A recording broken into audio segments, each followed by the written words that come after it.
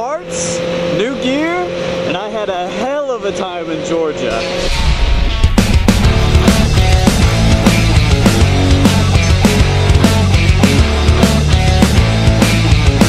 So I just got out of the Locust dealership and just got my bike back. I had a few things that I had to do to it. So I got new tires, put on some Q3s, which I had Michelin 2CTs before the last Q3s that I had, and the 2CTs had like a stronger tilt in, but it didn't have the grip that I was looking for, which is probably because the tires are so outdated at this point. But anyway, so I got Q3s on, which freaking love. And then I got some stainless steel brake lines front and rear, and then I also had to do brake pads front and rear. So my bike can stop on a dime right now. Except for the rear brake, it definitely seems like the pads have to warm up before it gets sticky. So that's something new that I'm not quite used to, but it's probably just the pads. And then I've got my Team Merc jacket on, which it's not brand new, but I've had it for a couple months now, and dude, I love this jacket so much. It's probably 55 out right now, and usually I'm wearing some sort of leather jacket that's perforated, and it's just blowing air through there. So then I gotta wear a short sleeve, a long sleeve, and then a sweatshirt under the jacket, which is just a complete pain in the ass. But this jacket, it just blocks all the wind, so I don't even have to fuck with it. So it's like 55 out. I just got a t-shirt on underneath this. No big deal. It's so comfortable. It's I'm not sure if it's a jacket that I'd wear going 150. Actually, I have done that, but I would much rather prefer the leather stuff at that point. But this thing definitely gets the job done, man. I freaking love it. And last week I got back from, or actually I think it's 2 weeks ago at this point, I got back from Atlanta from the C2 Dub IMRAM Kid meetup, and oh my god, that was so much, like I can't even put into words how much fun that whole experience was. I went down there on a Thursday? No, a Wednesday. No.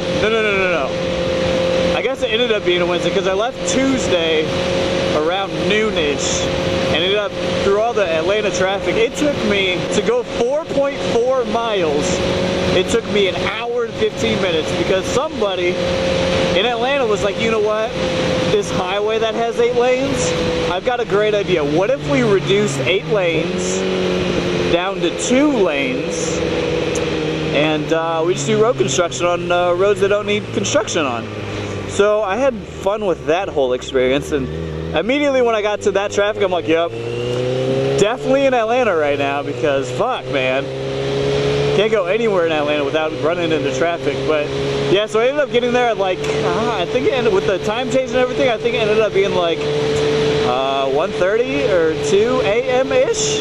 And Chase was already passed out, but Yums was still up. And so I got to talk to him for a little bit. It's funny, these people that like, I've met Yummy in person once at ROC, but it was just like a 2-minute thing because we ended up being at the same restaurant or whatever. He stopped by or something like that.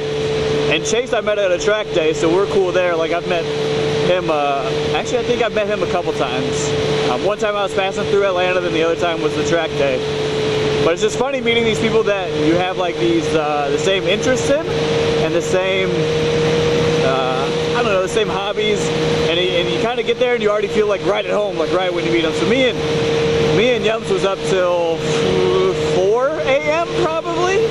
If I had to guess, it was probably 4 a.m.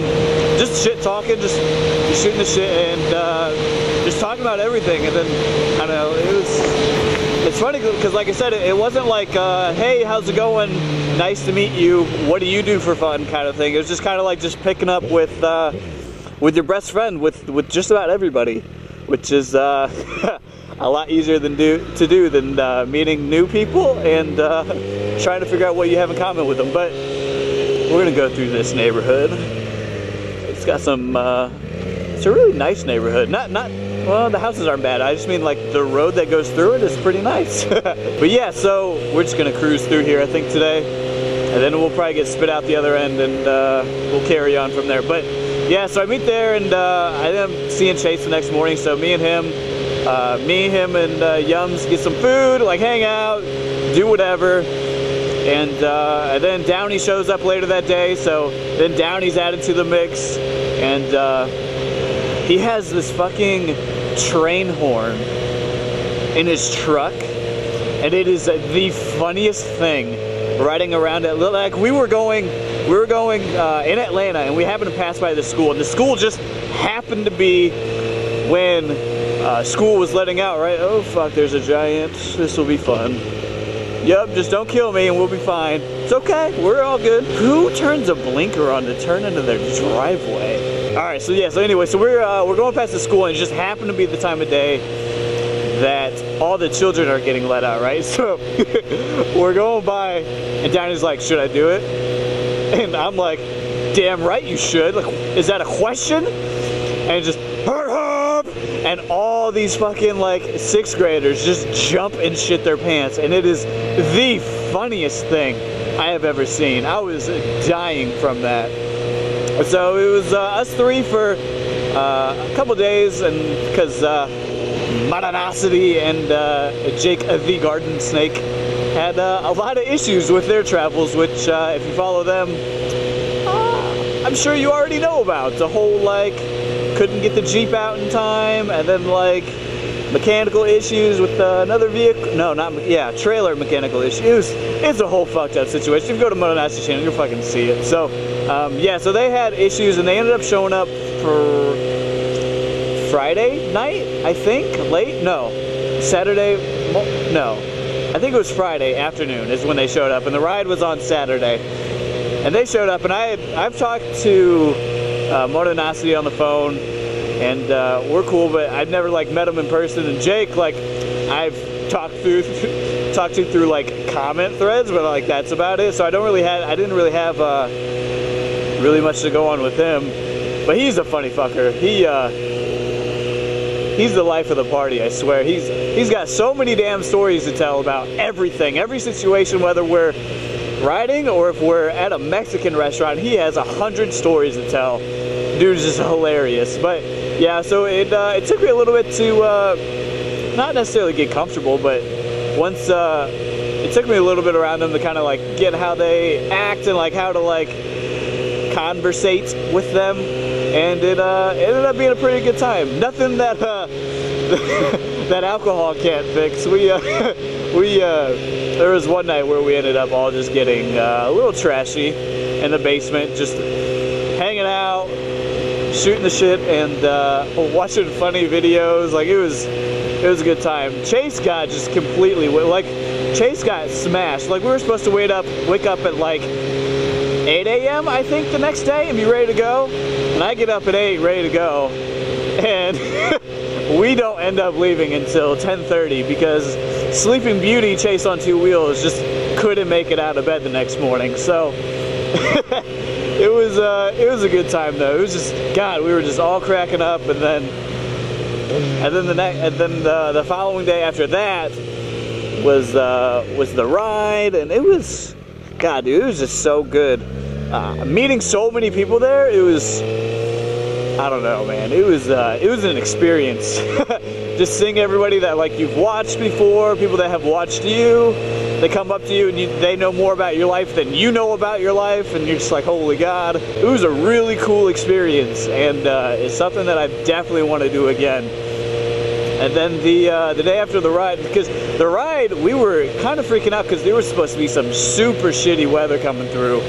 And we ended up just postponing from like 10 a.m. to noon. Like we had this whole like midnight conversation kind of thing about like what we're gonna do and what this lady's gonna do. And oh my God, seriously, can we not suck at driving today, please?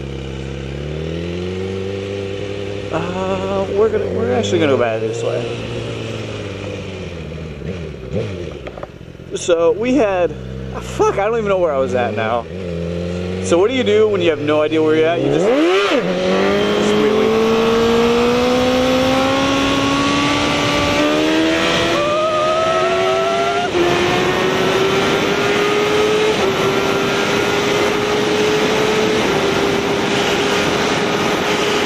So I was really thinking that that would get the juices going and then help me remember where I was going with this whole thing, but I have no clue.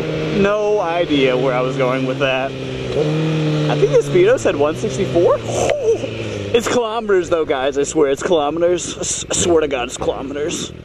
I don't go that fast. Kilometers, bruh. Yeah, no idea what I was talking about. So that's a thing. That's a fun thing.